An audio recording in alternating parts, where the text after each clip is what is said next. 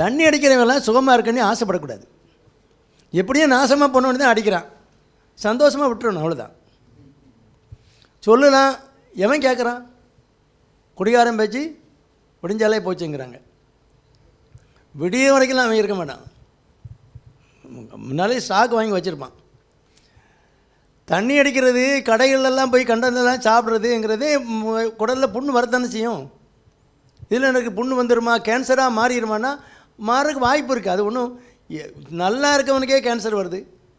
நல்லா பார்த்து ஒழுங்காக நேச்சுரல் ஃபுட்டாக சாப்பிட்றவங்க, பழங்கள் காய்கறிகள் சாப்பிட்றவனுக்கே ஒரு ஏஜில் கேன்சர் வருது. அப்புறம் இவங்களுக்கெல்லாம் வரக்கூடாதுன்னு நீங்கள் கட்டாயமா? அதெல்லாம் வரலாம். சிலருக்கு வந்து பசி இல்லைம்பாங்க. சாதாரணமாக இருக்கவங்களே பசி இல்லை அப்படிம்பாங்க. அங்கே போனால் ஒரு அல்சருக்கு ஒரு மாத்திரை, எனக்கு வாயு மாதிரி இருக்குது அப்படின்னு சொல்லி கடையில் சொல்லி மாத்திரையை வாங்கி போட்டுட்ருப்பாங்க. அப்படியே ஒரு 6 மாதம் ஓடும். 6 மாதம் கழித்து நீங்கள் போய் ஒரு டெஸ்ட் எடுத்துக்கு பாருங்கள், ஒரு ஸ்கேன் எடுங்க அப்படின்னா பபல் வால் திக்கனிங்னு வரும், கேஸ்ட்ரிக் ஆண்ட்ரல் திக்கனிங்னு வரும், இறப்பையில் ஒரு திக்கனிங் இருக்குன்னு வரும். சரி, எண்டாஸ்கோப்பின்னு பண்ணி பார்த்தா அங்கே குரோத் இருக்கும், கேன்சர் இருக்கும்.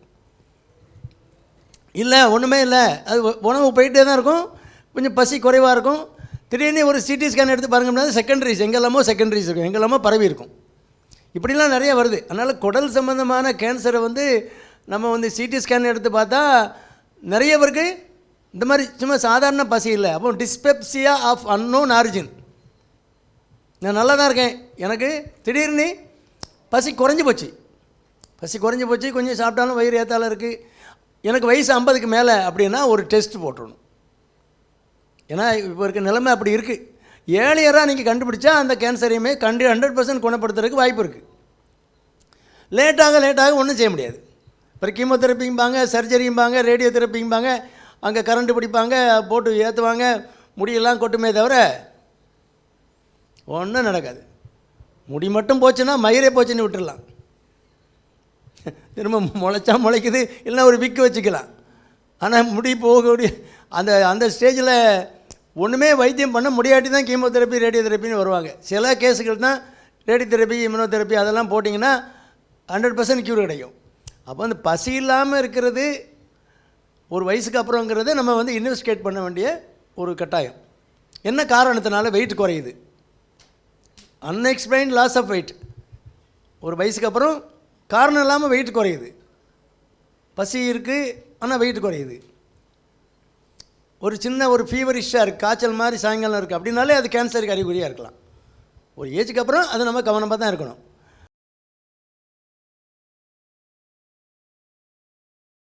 டிப்ரெஷனுங்கிறது அதாவது அது ஒரு மெடிக்கல் கண்டிஷன் ஆகும்போது நமக்கு தெரியும்.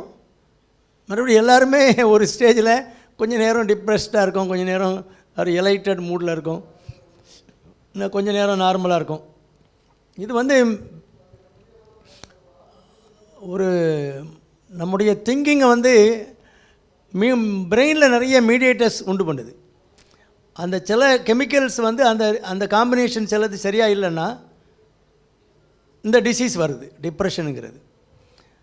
சூழ்நிலைகள் சரியில்லாட்டியும் சரி, மனசில் யாராவது திட்டுனா, ஒரு பிடிக்காத ஒரு காரியங்கள் நடக்கும்போது இதெல்லாம் நம்ம மனசில் வந்து பாதிப்பை ஏற்படுத்துது. அது கெமிக்கல் மீடியேட்டர்ஸ் எல்லாம் கெமிஸ்ட்ரி தான். அது வந்து அது கொடுக்குற அந்த எஃபெக்ட் வந்து அதில் பாதிக்கப்பட்டவங்க, ஒரு மேஜர் டிப்ரெஷனாக பாதிக்கப்பட்டவங்க என்ன பண்ணுவாங்கன்னா, எப்போதும் பேசுகிற மாதிரி எல்லாட்டையும் பேச மாட்டாங்க, பேசாமல் தனியாக போய் உட்காந்துக்குவாங்க. இப்போ நீங்கள் ஸ்கூல் பிள்ளைகளுமே சில பிள்ளைகள் வந்து முன்னால் நல்லா பேசிக்கிட்டு இருப்பா டாக்டர், இப்போ பேச மாட்டேங்கம்பாங்க. தனியாக போய் உட்காந்துக்கிறா, தனியாக போய் உட்காந்து யோசிச்சுக்கிட்டே இருக்கிறா, புக்ஸ் எடுத்தும் சரியாக படிக்க மாட்டேங்கிறா. அந்த மாதிரி இப்போ ஒரு அன்றைக்கி ஒரு குழந்தை என்னென்னா, அந்த குழந்தை ஒரு க்ளோஸ் ஃப்ரெண்டாக அவள் வந்து கிளாஸ் மாறி வேறு ஸ்கூலுக்கு போகிறாளாம். அது இதை பாதிச்சிட்டு, மனசை பாதிச்சு டிப்ரெஸ்டாகவே இருக்கா, ஒன்றுமே பேச மாட்டேங்கிறா, யாருக்கிட்டையும் பழக மாட்டேங்கிறா, சரியாக சாப்பிட மாட்டேங்கிறா, ஆப்பிடைட்டு குறைஞ்சிரும், வெயிட் லாஸ் வரும், எல்லாம் இந்த வதக்கு வரும். சிலர் எரிஞ்சு வருவாங்க.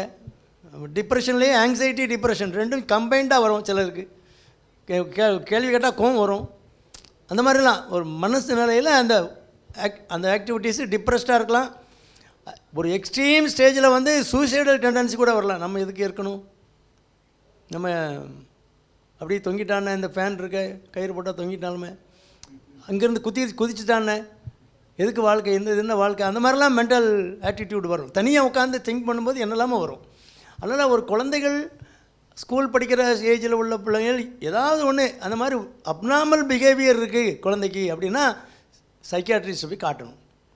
சைக்கியாட்ரிஸ்ட்டை காட்டணும். அவங்க கவுன்சிலர்ஸ் வச்சுருப்பாங்க, அவங்க பேசுவாங்க, என்னம்மா உனக்கு என்ன பிரச்சனை சொல்லு, சும்மா தைரியமாக சொல்லு அப்படின்னா ரிவீல் பண்ணிடும், பிரச்சனைகளை சொல்லணும். அப்போ அதுக்குரிய எப்படி சால்வ் பண்ணுறதுங்கிறத சொல்ல முடியும்.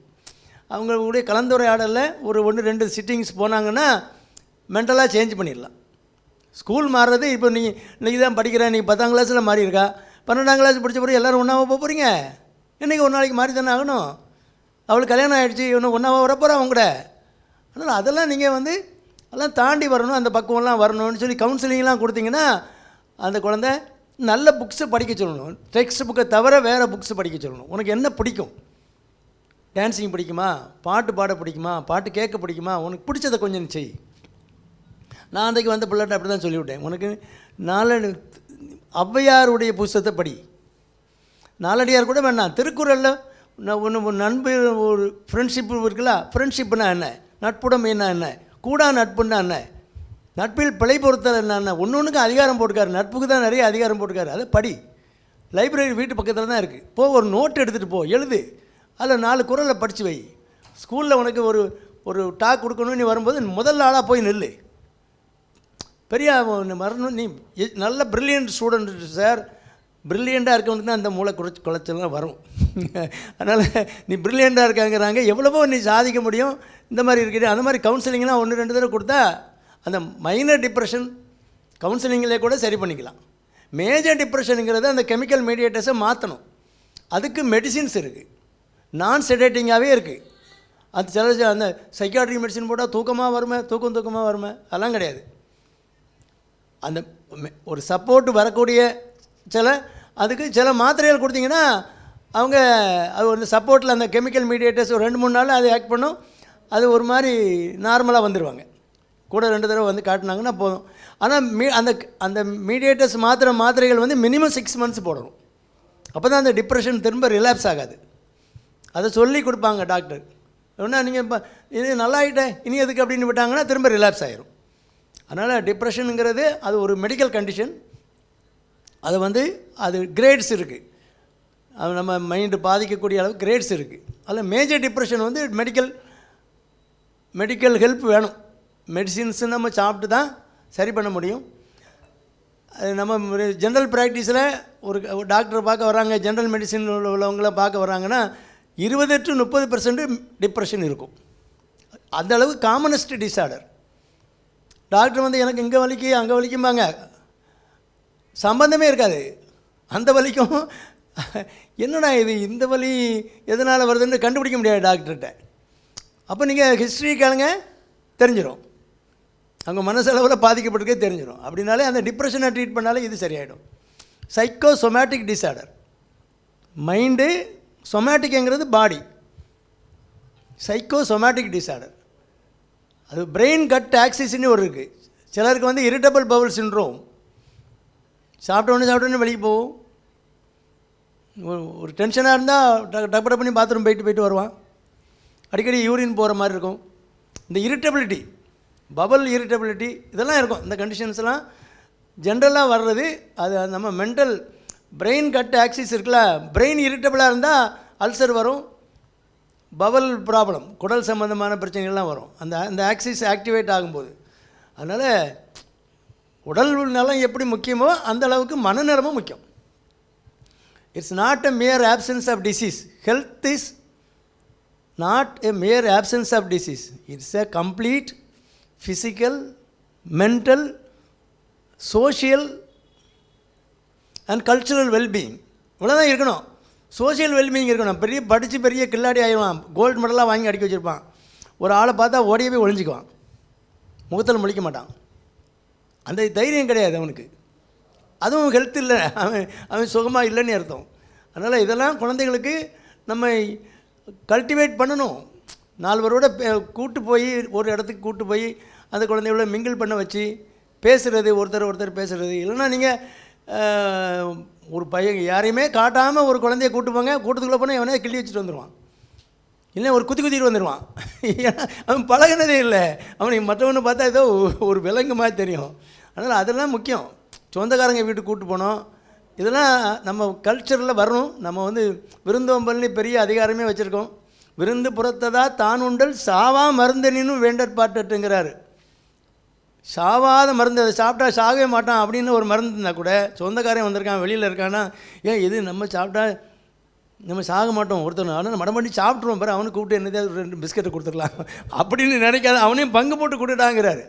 சாவா மருந்தனின்னு வேண்டற்பாட்டு விருந்து புறத்ததா. அவன் பின்னால் உட்காந்துருக்கானா, இந்த பையன் இல்லை யாரோ வந்திருக்காங்களே, ஏன் நீ உள்ளே போல அங்கே போய் சாப்பிடல அப்படின்னு வீட்டில் இருக்க பையனை உள்ளே விட்ருவான். அப்போ அவன் என்ன நினைப்பான், அப்படி தான் சொந்தக்காரங்க வந்தால் நம்ம உள்ளே போய் தான் சாப்பிடணும் போலுக்கு, அவனுக்கு காட்டவே கூடாது இதெல்லாம் அப்படின்னு நினைக்கிறான். அது விருந்தினரை உபசரிக்கிறதுங்கிறது அது ஒரு பெரிய கலை, அது தமிழருடைய பண்பாடு. வர்றாங்கன்னா நீங்கள் வந்து அவனை அடிச்சுலாம் விரட்ட வேண்டாம், ஒரு பார்வை பார்த்தாலே போதும். மோப்ப குலையும் அனிச்சம் முகந்திருந்து நோக்க குலையும் இருந்து. இப்போ எங்கள் அம்மாலாம் பிடிக்காதவன் ஒருத்தன் வந்தானா ஒரு பார்வை தான் பார்ப்பாங்க, அவன் ஓடியே போயிடுவான், திட்டலாம் மாட்டாங்க, நீ வெளியில் போட்டு சொல்லவும் மாட்டாங்க. அந்த பார்க்குற பார்வையிலேயே அவன் மறுநாள் எங்கள் வீட்டுக்கு வாங்கலான்னு சொன்னால், அம்மா நான் உங்கள் அம்மா இருக்காங்க நான் வர மாட்டேன்ம்மா, ஏன்னா அயோக்கியபில்லாக இருப்பான். அவனை பார்க்குற பார்வையில் எரிச்சிடுவாங்க. ஏட்டெல்லாம் அப்படி சொல்லியிருக்காங்க ஆட்கள், அம்மா உங்கள் அம்மா இருக்காங்க அவங்க அன்னைக்கு. அதனால் அந்த மாதிரி விருந்தோம்பல்லையே நிறைய காரியங்கள் இருக்குது. அதனால் டிப்ரெஷனுங்கிறது மெடிக்கல் கண்டிஷன். அது இப்போ நிறையா நம்ம சோஷியல் அந்த கல்ச்சர்லாம் மாறி வர்றதுனால குழந்தைங்களுக்கு நிறைய பேருக்கு வருது. அதை கண்டுபிடிக்கணும், பேரண்ட்ஸ் அதை கண்டுபிடிக்கணும். வித்தியாசமான பிஹேவியர் இருக்குது, செக்குலூடடாக இருக்குது, குழந்தை பேசாமல் இருக்கிறா, பழக மாட்டேங்கிறா, சரியாக சாப்பிட மாட்டேங்கிறா, அந்த மாதிரிலாம் ஆக்டிவிட்டீஸ் வந்தோன்னா கண்டுபிடிச்சி ஒரு ஜென்ரல் ப்ராக்டிஷன்ட்டு முதல்ல கூட்டு போங்க. நல்ல எக்ஸ்பீரியன்ஸ் ஜென்ரல் ப்ராக்டிஷனை கூட்டு போனால் கண்டுபிடிச்சிருவாங்க. அவங்க சிம்பிளான மெடிசன் கொடுத்துருவாங்க. நீங்கள் எடுத்த உடனே சைக்காட்ரிஸ்ட்டை கூட்டு போனால், எனக்கு கிறுக்கு பிடிச்சிக்குன்னு நினச்சியா இங்கே கூட்டு வந்துருக்க நீ அப்படின்னு உங்களை அடிச்சப்படும். ஆனால் முதல்ல அங்கே போங்க. அது கேட்கலை அப்படிங்கிற பட்சத்தில் அவரே சொல்லுவார், நீங்கள் ஒரு கவுன்சிலிங்லாம் கொடுக்கணும், கொஞ்சம் ஃப்ரீக்வெண்ட் 2-3 கவுன்சிலிங் கொடுக்கணும், எனக்கு நேரம் இல்லை, நீங்கள் அங்கே போங்க, கவுன்சிலர் பேசுவாங்க, டாக்டர் எப்போவாது ஒரு 1-2 மாத்திரை கொடுப்பார், போங்க குணமாயிரும்னு சொல்லி குணப்படுத்தணும். அதனால் இந்த மனநிலையில் இந்த மாதிரி டிப்ரெஷன் அதிகம் வர்றதுனால தான் சூசைடல் டெண்டன்சி அதிகமாக இருக்குது. மும்பைக்கு அடுத்தபடியாக தமிழ்நாட்டில் தான் சூசைட்ஸ் அதிகமாக நடக்குது, அது யங் குழந்தைகள். அதனால் இதெல்லாம் குழந்தைகளுக்கு ஒரு பாசிட்டிவ் ஆட்டிடியூட் உண்டு பண்ணுற மாதிரி நம்மளும் நடந்துக்கணும், நம்மளும் பேசணும், அதுகளை அப்படி திட்டக்கூடாது, பக்குவமாக சொல்லணும்.